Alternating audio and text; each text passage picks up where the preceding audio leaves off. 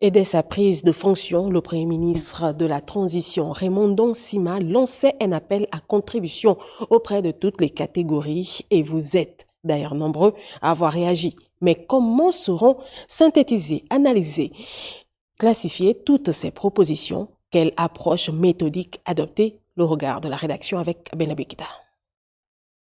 De l'oralité à la mise en forme, le squelette du dialogue inclusif se dessine progressivement et clairement, avec notamment la réception des derniers dossiers portant propositions et participation à ce grand rendez-vous. Les propositions sont nombreuses et variées et proviennent de toutes les couches de la société, partis politiques, associations, ONG, acteurs de la société civile, intellectuels sont concernés et même les personnes individuelles veulent faire entendre leur son de cloche.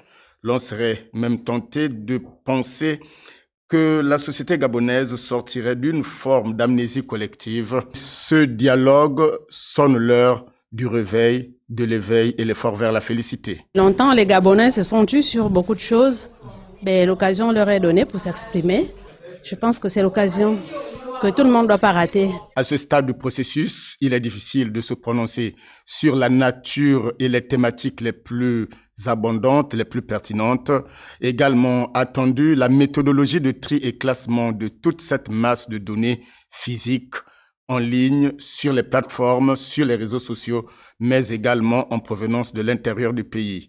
Le format retenu de 10 pages par proposition donne déjà du tournis, d'autant plus que certaines propositions atteindrait le pic de 50 pages, voire plus.